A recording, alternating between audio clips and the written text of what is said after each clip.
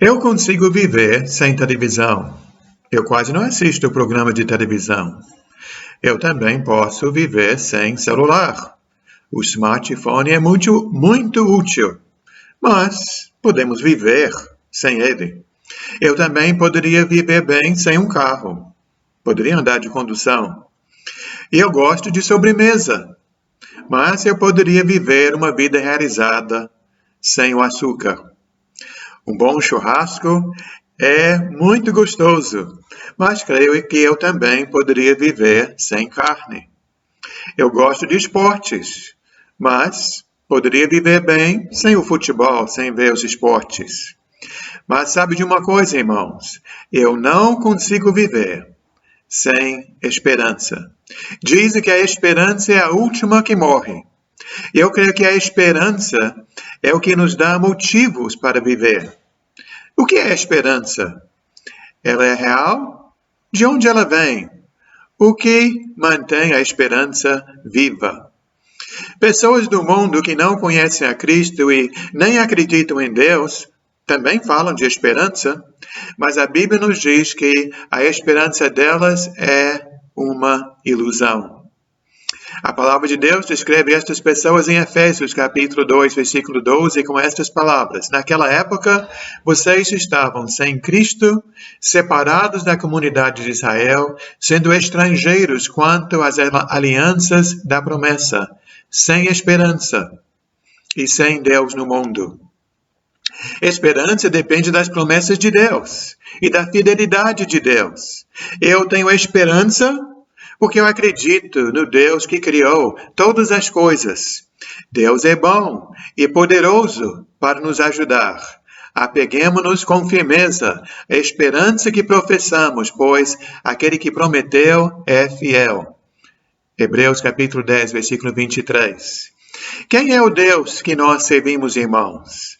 Ele é o Deus da esperança. Romanos 15, 13 diz que o Deus da esperança os encha de toda alegria e paz por sua confiança nele, para que vocês transbordem de esperança pelo poder do Espírito Santo. Poderíamos observar vários exemplos de pessoas que tiveram esta esperança no Deus vivo e o Deus da esperança. A Bíblia está repleta falando de homens e mulheres com essa fé em Deus. Mas agora, neste momento, eu gostaria de pensar na vida de um homem, Abraão. Abraão foi um homem qualquer, gente como a gente. Sua família não era importante. Ele não era rico nem famoso.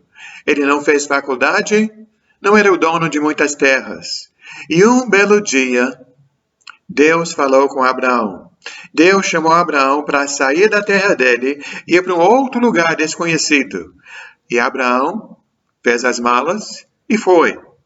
Este mesmo Deus invisível, mas real, disse que Abraão seria pai de uma grande nação.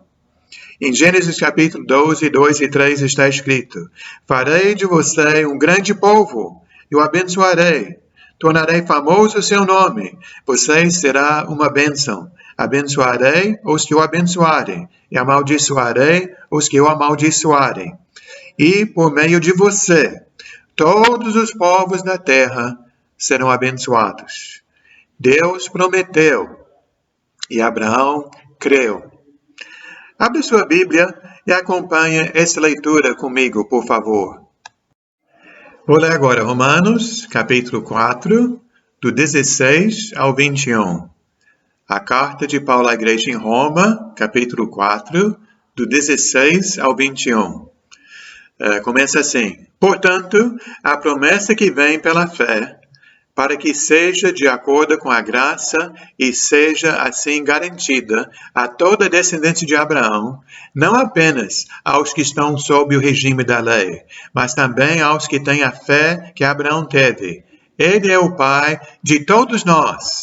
Como está escrito, eu o constituí pai de muitas nações. Ele é nosso pai aos olhos de Deus, em quem creu.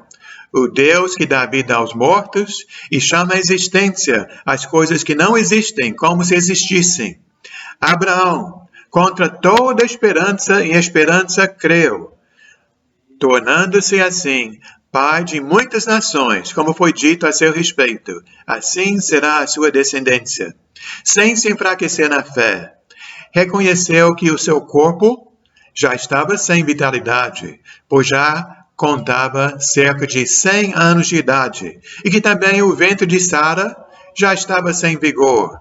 Mesmo assim, não duvidou, nem foi incrédulo em relação à promessa de Deus, mas foi fortalecido em sua fé e deu glória a Deus, estando plenamente convencido de que Deus era poderoso para cumprir o que havia prometido.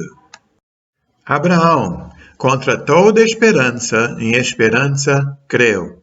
Abraão foi contra a lógica humana, pois ele esperava em Deus. Qualquer pessoa diria que Abraão era um doido, maluco, pirado, fanático. Como é que um velho com 100 anos de idade vai gerar um filho?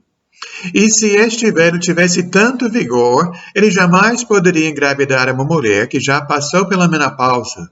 Isto não é incrível, é impossível. Mas contra toda esperança, em esperança, Abraão creu. Como? Por quê? Porque a realização desta promessa não dependia da força física de Abraão, nem da fertilidade de sua esposa Sara. Esta promessa dependia daquele que fez a promessa. E quem fez a promessa? Nosso Deus. E quem é nosso Deus? Romanos 4,17 diz, o Deus que dá vida aos mortos e chama à existência as coisas que não existem. Nosso Deus é aquele que foi falando e as coisas foram aparecendo.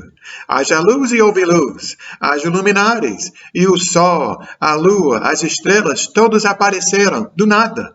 Haja plantas e houve plantas, haja animais e houve animais. Será que o Deus que fez tudo isto não consegue ajudar um casal de velhos, gerar um filho? Nosso Deus é aquele que dá vida aos mortos. Ele ressuscitou o filho de uma viúva na cidade de Naim. Ele ressuscitou Lázaro, cujo corpo já estava fedendo após 3 dias na sepultura. E ele ressuscitou seu filho, nosso Senhor e Salvador, Jesus Cristo. Ele venceu a morte para sempre. Será que o Deus que levanta os mortos não consegue ajudar você com seu problema? Abraão creu. Você crê? Estamos convencidos da realidade da nossa esperança, não porque nós enxergamos, mas por causa da fidelidade de Deus. Nosso Pai é o autor e a fonte de nossa esperança. Você tem problemas? Claro que sim. E Abraão tinha problemas? Também. Deus fez a promessa e os anos foram passando. No início, deve ter sido fácil acreditar. Abraão estava cheio de saúde e vigor. Sua esposa, uma mulher muito bonita. Este casal 20 tinha tudo. Abraão estava ficando cada vez mais rico, respeitado. E eu penso que as outras mulheres devem ter olhado para Sara com inveja. O casal tinha tudo, quer dizer, tudo menos o filho que tanto desejava. E o filho que Deus havia prometido. O que você faria nessa situação, no caso de Abraão e Sara? Qual seria o conselho que a esposa de Jó teria dado a Abraão? Quando Jó perdeu tudo, ficou com feridas terríveis da sola dos pés até o alto da cabeça, cobrindo todo o seu corpo, a cabeça de Jó lhe deu este conselho: amaldiçoe a Deus e morra. Talvez ela diria que Abraão deveria amaldiçoar a Deus e consultar um pai de santo. Não sei. E você? Aguardar alguns dias é suportável. Mas como você reage quando você ora a Deus e aguarda em Deus e os meses e os anos vão passando e nada acontece? Em esperança, você crê contra toda esperança? Nós sabemos que a fé de Abraão e Sara não foi 100%. Afinal de contas, houve o caso quando Sara disse que Abraão deveria deitar com a sua empregada para ela ficar grávida. E assim aconteceu. Mas após este deslize, Abraão voltou a esperar no Deus vivo e poderoso. Abraão demonstrou esta mesma fé e esperança em Deus posteriormente. A Bíblia diz em Hebreus capítulo 11, versículo 17, 18 e 19. Pela fé, Abraão, quando Deus o pôs à prova, ofereceu Isaque como sacrifício. Aquele que havia recebido as promessas estava a ponto de sacrificar seu único filho. Embora Deus lhe tivesse dito, por meio de Isaque, a sua descendência será considerada.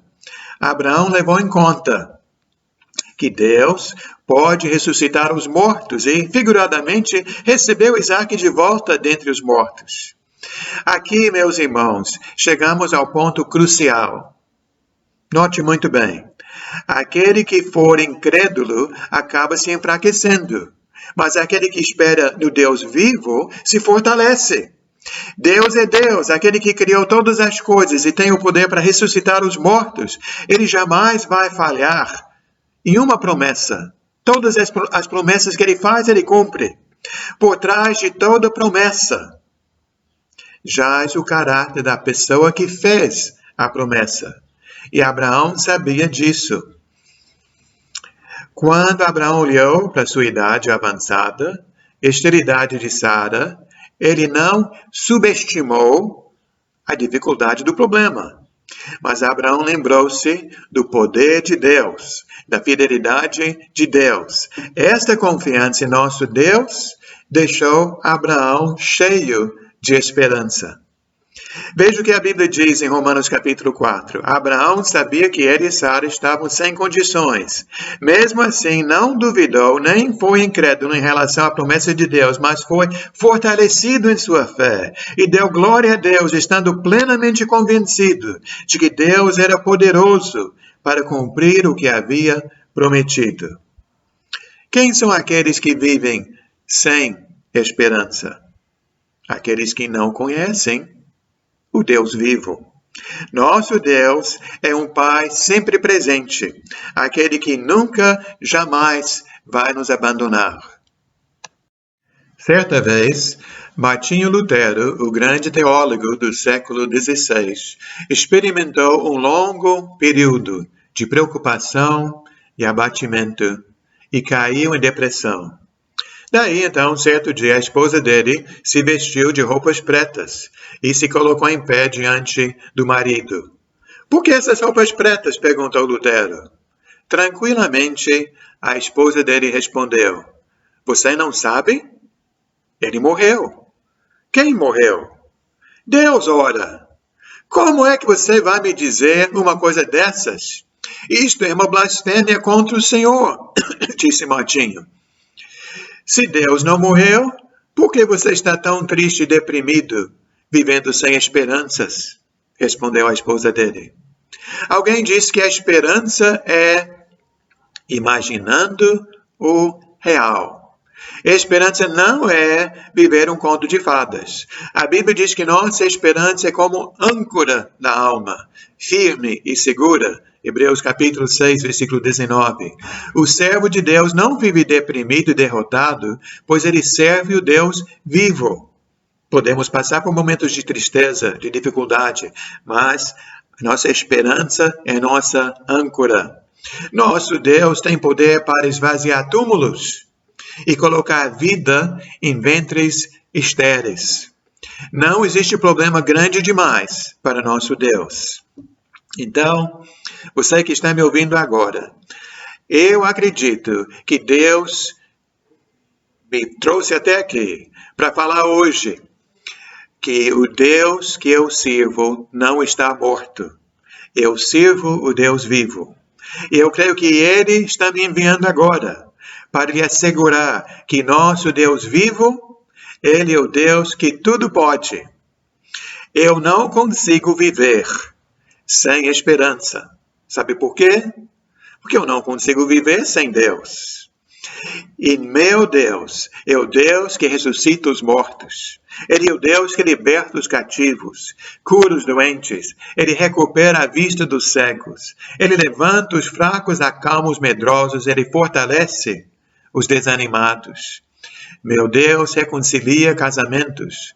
Meu Deus restaura amizades. Meu Deus derruba barreiras entre pessoas. Ele recupera drogados e viciados. Meu amigo, eu creio no Deus da esperança, porque meu Deus está vivo.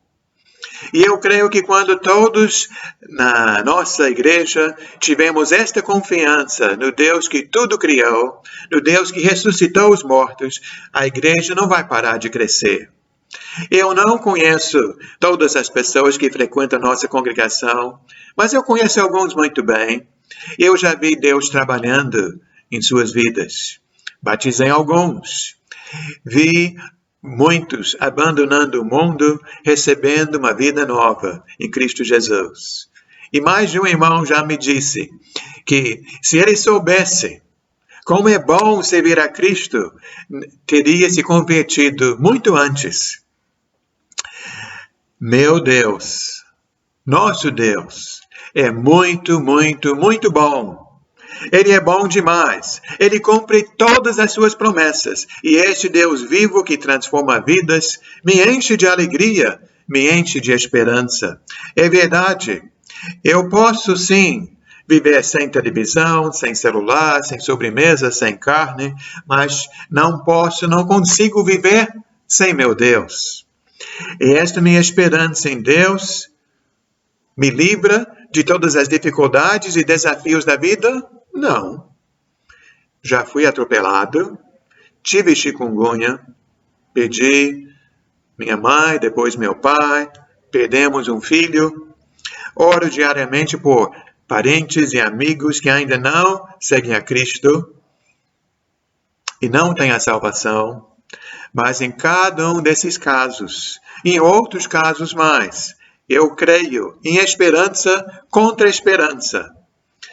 Mas não posso parar e nunca vou desistir, pois coloco minha esperança no Deus vivo. Este Deus fortalece a minha fé e eu vou em frente com confiança, pois estou plenamente convencido de que meu Deus é poderoso para cumprir todas as suas promessas.